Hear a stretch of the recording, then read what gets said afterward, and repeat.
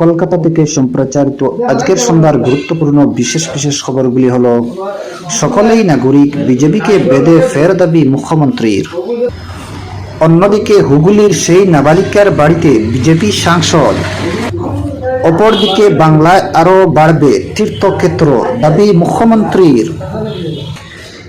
এদিকে বেহালায় কিশোরী কন্যাকে 2 মাস ধরে ধর্ষণ, পুলিশকর্মীর বাবা মায়ের অনুপস্থিতিতে অত্যাচারের অভিযোগ। এদিকে নিয়মমাফিক শারীরিক পরীক্ষায় SSKM হাসপাতালে মমতা বন্দ্যোপাধ্যায়। অন্যদিকে ইসলামপুরে তৃণমূলের গোষ্ঠীদ্বন্দ্ব চলল গুলি। এদিকে হিমাচল প্রদেশের সিমলায় সিলিন্ডার বিস্ফোরণে আহত SDM। অন্যদিকে মালদহে রেললাইনের ধারে উদ্ধার গ্রামের ক্ষতবিক্ষত দেহ, মৃত নিয়ে ধোঁয়াশা। এদিকে আগামী 5 দিনে তাপমাত্রার হেরফের হবে না, দক্ষিণবঙ্গে ঠান্ডা থাকবে হালখাই। এদিকে কোচবিহারে উদ্ধার অসুস্থ শকুন। অপরদিকে 1 জানুয়ারি থেকে শুরু বঙ্গ বিজেপির 15 দিনের ঘর ঘর যাত্রা কর্মসূচি। এদিকে বিজেপি ও তৃণমূলের সঙ্গে যাদের সংস্রব না থাকলে তবেই তাদের সঙ্গে আমাদের বন্ধুত্ব, মন্তব্য সেলিমের।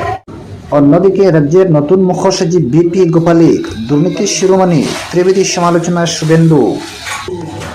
অপরদিকে মোবাইলে রিচার্জের উসিলায় ধর্ষণ, গ্রেপ্তার 2 সিনিয়র পুলিশ আধিকারিকের গাড়ির চালক। এদিকে দেশে একদিনে করোনা আক্রান্ত প্রায় 800, মৃত 5। নতুন উপরূপ ছড়াচ্ছে রাজ্যে। এবং সর্বশেষ খবরটি হচ্ছে SSKM মুখ্যমন্ত্রী রুটিন চেক আপ করাতেই হাসপাতালে এসেছেন বললেন মমতা ব্যানার্জি। দর্শক বন্ধুরা, এতক্ষণ শুনলেন খবরের শিরোনাম, এবারে শুনেন বিস্তারিত খবর।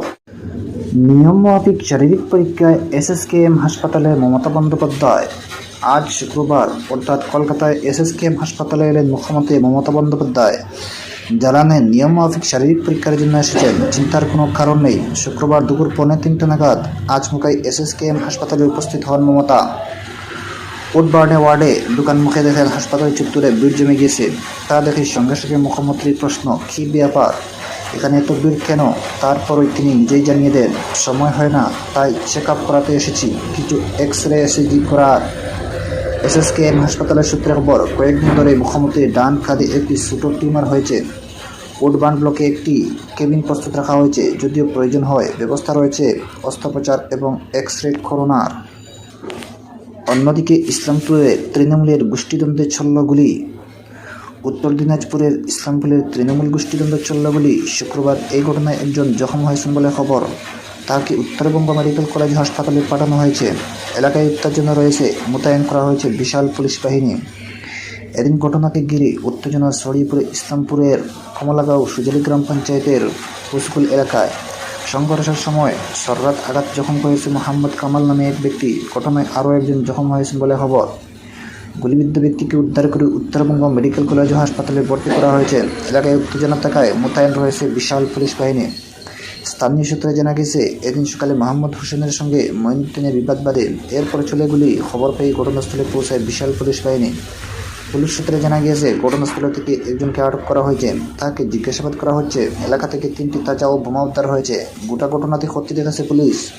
ইসলামপুর তৃণমূল ব্লক সভাপতি জাকির হোসেন জানান, পরিস্থিতি খতিয়ে দেখা হচ্ছে। অন্যদিকে মালদহে রেললাইনের ধারে উদ্ধার মা মেয়ের ক্ষতবিক্ষত দেহ, মৃত্যু নিয়ে ধোঁয়াশা। মালদহ রেললাইনের ধার থেকে উদ্ধার হলো মা ও মেয়ের ক্ষতবিক্ষত দেহ।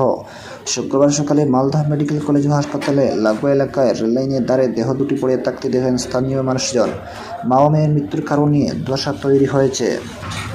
মৃতদের পরিচয় জানা যায়নি, তবে ওই মহিলার বয়স প্রায় 27 বছর এবং মেয়েটির বয়স 6 বছর বলে দাবি বলে পুলিশ। দেহ দুটি উদ্ধার করে ময়নাতদন্তের জন্য পাঠানো হয়েছে। মৃতদের পরিচয় জানার চেষ্টা চলেছে বলে জানিয়েছে রেল পুলিশ। প্রাথমিকভাবে পুলিশের অনুমান, ট্রেনের ধাক্কায় ওই দুজনের মৃত্যু হয়েছে। দর্শক বন্ধুরা, আজকের সন্ধ্যার গুরুত্বপূর্ণ বিশেষ বিশেষ খবর এখানেই সমাপ্তি।